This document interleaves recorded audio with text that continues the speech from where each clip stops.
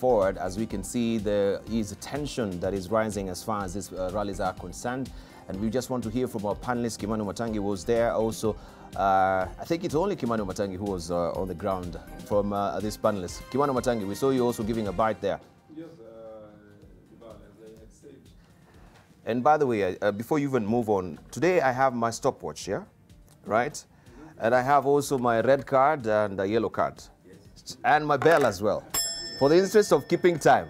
So everyone has a fair share of time in this particular program today. So I'll give each of you 2 minutes, right? Yeah, so beyond 2 minutes, yeah? What are you going to do? What are you going to do about the when he leaves the Constitution. the Constitution. All right. Omatangi, let me spare you for now. I try and sort out your mic. Yeah. The VAR. You are going to corners. We want the VAR. I'll sort out your mic, Omatangi, we come to you. But let's just begin with Otiende Molo. What was your take from you weren't really there, but now you've listened to what really happened on the ground. At least you have an inkling of what really the political tone and tenor was there on the ground. Yes, as I explained, I was unable to go to Meru because of some prior commitment in Naivasha, and I couldn't make the trip in time. But I was, I'm well briefed in terms of what went on, and we've also seen it. I think I would only say two things. First is that the Tanga Tanga team is sustaining its confusion over BBI. They really can't make up their minds whether they support the process or not. So sometimes they castigate it, sometimes they attend, sometimes they throw tantrums, sometimes they do all sorts of things. It's absolute confusion. They really just need to make up their minds. Secondly, I think that what those, my brother Murkomen, you know, Honorable Kuri and others did in Meru, and I think they also did that before, they are acting as agents provocateurs. They don't attend to attend the meeting. They attend to rabble. Now, that is childish. That is unnecessary. If you choose to attend, like, for example, I really like what Honorable Mudavadi, Honorable Etangula, and the others, you know, Kalonzo and the others are doing now. Initially, they were not attending the meetings. And in fact, initially, they had given sentiments, like when it was in Kisi, in opposition. But once they made up their minds to support, they support in good faith. And you see that these are people who come there to support the process, to speak what is reasonable, what can push us forward. And the number of leaders who attended in Meru is impressive. In fact, if you look at it, all serious leaders were in Meru, except the deputy president. And that brings me to my last point. I've said this before, that the work of the deputy president is to deputize the president. You cannot have a meeting that is organized with the blessings of the president, and you are in the opposite side of, you know, of the country with Dr. Boni Halwale, and you are so disinterested, even in the meeting you've attended, that you are busy following the proceedings in Meru and calling the organizers, what did you call them again? That, you know, all sorts of names. And that is the person you are deputizing. That demonstrates that you have come to the conclusion that you can no longer deputize. And when you come to that conclusion, you do the decent thing. You leave that seat. That is my view. All right, back to Wamatangi. Wamatangi? Yes, yes, Debal. Thank you. Let me say good morning to our viewers. And as you rightfully noted when I walked in, I think you made a comment and said I was straight hot from Meru. It is true. I was in Meru. And remember, when I was speaking about the BBI rallies around the country, I said when it comes to my region, I will attend. And because I believe when it comes to my region, and as has been clearly stated in the propositions of BBI, your region raises the issues that are pertinent and important to your region. And so on that day, that was the day of the people of Mount Kenya. And indeed, what I said on both days to all visiting leaders was, please leave this day to us, the people of Mount Kenya. We have issues. We have sat down. We have condensed those issues. We want to articulate them. We want to tell our people of Mount Kenya region what we as their leaders have finally come up with as what we should speak about. And if you listen to some of the things, especially what I said myself, is part of what we had agreed as leaders. Remember, we have carried on this campaign for a long, long time. To ensure that we have equality and equity in the distribution and sharing of the resources of this country. And that is a push that personally I have been involved in. And indeed, remember, Dibal, I'm the one who started championing this call for 1 man, 1 vote, 1 shilling, including heading to court. So much for that, because that's another discussion. And then I remember just a few weeks before, we had also the debacle in Narok, where you called Ledama Olekina when we were here. That was the discussion we had. And because our community of Mount Kenya, by virtue and nature of how we make a living, and especially as business people and entrepreneurs, we have more often than not, and more than many communities, the tendency to go out there and coexist and invest in other communities. And so those remarks would be very injurious to the interest of our people. And that is why also we articulated that issue, that we wanted to be clear. We wanted to be unconditional, that as a Kenyan, when you go and invest anywhere, you invest so, and when you're told that you have a right to be there, it is true, you have a right to be there unconditionally. So, but because politicians all the time when they visit a place, politics will always play out. That is why you found that was still a part of politics in the process. People played out what interest they had. But for me, for the leaders of Mount Kenya, what we stand with, what we intended and why we went to Meru was to hand over that document you saw us handing over, such that then it can be included in the final views of what BBI report will be saying. And when we get to the debate at national level, if we'll be voting for a referendum, we are going to be voting on those issues in the interest of our people. Thank you very much. Dr. Eseli. I think, okay, first I would like to congratulate the organizers of the Meru event. At least for once I saw some synergy in the organization and the way they presented themselves. And I think you should give Wamatangi some time to explain exactly what he means by 1 man, 1 vote, 1 shilling. That's what because if it's a question of highly populated areas, I come from the western part of Kenya, which is densely populated, and would like to know what this 1 man, 1 vote, 1 shilling means, which Mount Kenya thinks will benefit them, and see whether we can tap into it. Absolutely. However, I think people need to come clear about this BBI issue, because in my view, the BBI report was presented at Bomas and then it was sent back for validation. So this validation process is going on at KICC, where people are presenting their views. I guess some of the views are being done by memoranda, like the one that will come from Meru will be a memoranda to the validation process. I believe that at the end of it, what was presented at Bomas might be altered to an extent as to what the committee will have received. But we need to be very clear so that we don't, because it is now coming out like two sides throwing barbs at each other, such that one calls the other thief, and the side that's called thief calls the other side Watiarege, Wachawi, Nabangi, which is very unfortunate, because we can't have leaders calling them each other names like that. In any case, if you keep on accusing somebody of being a thief, you should realize that the Kikuyu community in this country has faced the brunt of being accused of being thieves. So then they might feel, then the person who is being accused of being a thief might be among friends, those who have also been accused of being thieves. So you might end up actually making him more popular among those people. So I think let's stop this throwing bad words at each other, when indeed the fact is the country is in a bad state. We are not at the right place.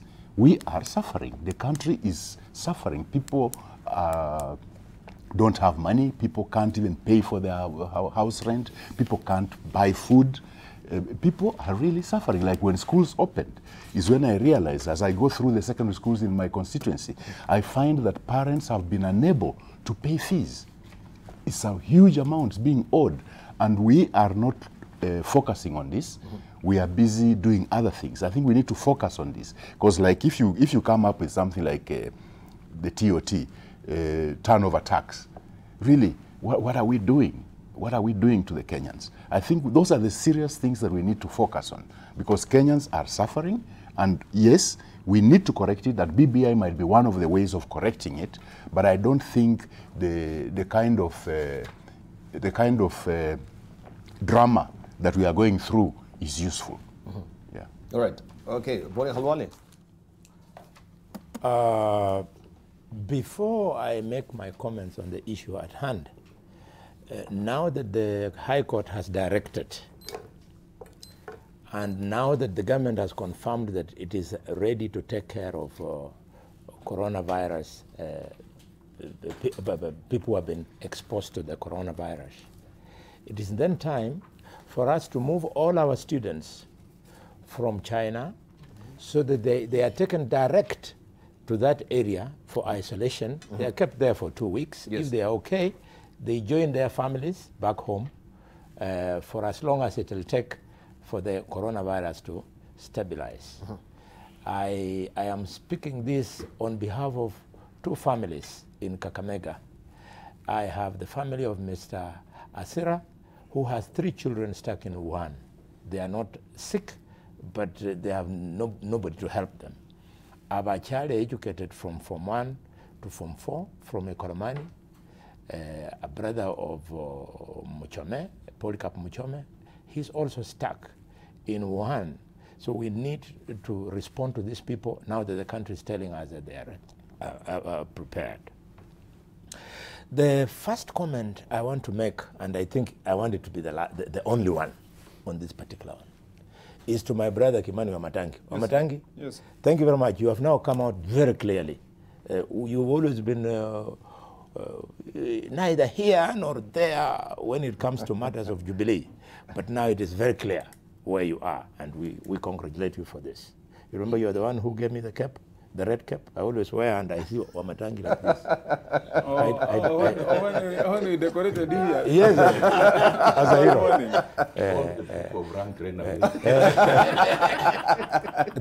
Thank you so much for confirming that you have finally defected to BBI. And BBI, you know, the owner of BBI is called the Orange Democratic Movement. Now, Wamatangi. I think I'll get my time to, yeah, go ahead. Wamatangi, I want you to stop misleading Kenyans. Yes. When leaders of Mount Kenya say Yes. you're being treated unfairly, you want the formula for sharing of revenue in this country for devolution to be based on 1 man, 1 vote, 1 shilling, you are speaking the language of many other communities. Trouble is, you are lying to the country that population is not a factor. In fact, the most weighted factor in the current CRF formula is population. Population is actually at 45%. So when we look like we hate so much the pastoralists, who for a mistake that is not theirs, they live in part of Kenya which is not agricultural, they have been given only 8%. 8% weighting for land and 45% for population. If the 8% allows people from Northeastern to get something from the shareable revenue, plus the poverty there, let that formula stay. To keep on screaming that the population is not counting, you're misleading the people. That's one. The second one, which you must come out clearly, Wamatangi, is that if we must then hype the issue of 1 man, 1 vote, 1 shilling, then we better use the right population. Because Mount Kenya has been in control of government for a very long time, they have been getting away with a lie that the population of their community is unassailable. Yes. If it is true that the population of Kenya is what was depicted, they told us, Eseli, that Kolomani, it was in the headlines here 1 week ago. I'm only just listening to this nonsense. That Kolomani has 45,000 people. They are called Idaho, okay? That the Idaho are 45,000. The Idahos. Yes, that's what they told us. And they come from a place called Ekolomani. And in Ekolomani, there is no industry. There are no settlers in Ekolomani. This is a small rural area which had a population of 145,000 people. Now they are saying it's 45,000. If Ekolomani has got a population of 45,000 people. How come it has got registered voters of 49,000 who actually vote, who voted in 2017? We would like the government to release the population census. What they released was supposed to serve the purpose that Mount Kenya is now speaking to in BBI, to try and hoodwink the country so that they get a lion's share of the shareable revenue. You want to put... So you're not trusting the veracity of that particular report from the census report itself? Exactly. So why not? And the control, fortunately for us who are not satisfied, is the Huduma number. Why have they refused to release the Huduma number? When they first spoke to the Huduma number, they told us the Huduma number had shown that the population was 52 million. What happened for it to become 47 million? I think it is important that Kenyans know this, that the population is being doctored to favor the people who are in control of power. Thank you. Jacob Midio, Boni, you've taken 5 minutes. Let's hear from Jacob Midio. Well, first of all, I think what Boni is addressing is important. But let me just question my friend Omatangi that the way he has just addressed that point is the way to fail BBI. Yes. I thought BBI is to bring the country together. So such that when you make it a vehicle for the Kikuyus to achieve something on their own, it will just annoy us because we won't let you. But I agree with the grievances of the Kikuyus. You cannot tell me how Turkana County, Boni, gets more money than Kiambu County or more than Kakamega County. That is what we want to address in BBI. You know, even though they are pastoralists, even though they are poor, I don't know how you define poverty, but we are all Kenyans. We are saying sections of the society must not be over-advantaged over the rest of us. Secondly, Dibal, I saw Murkomen talk. Then I saw this young man called Didmat Barasa talk in Western Kenya. And I think we must have some standards of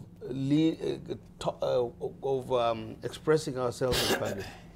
Because when all those hundreds of leaders are in Meru, and this guy talks about BBI is about one man, they're trying to trivialize, and I want to caution the people, the organizers of the BBI rallies, to stay on points. Those ones of thieves and all those things are not explaining the issue well to Kenyans. I think we must stay on the reasons why we need BBI. The reasons why is it that in this country it is fashionable to kill each other every 5 years? Why is it? That is a major point in BBI. We want to be like civilized people. Elections must not drive us to our graves. It should basically unite us. And we must be accepting and greeting each other and wait for the next election. So that what I see in the Ruto wing of their anti-BBI campaign sounds thoroughly uncivilized. And there are also a few people on the other side who are also sounding very obnoxious. Right, thank you.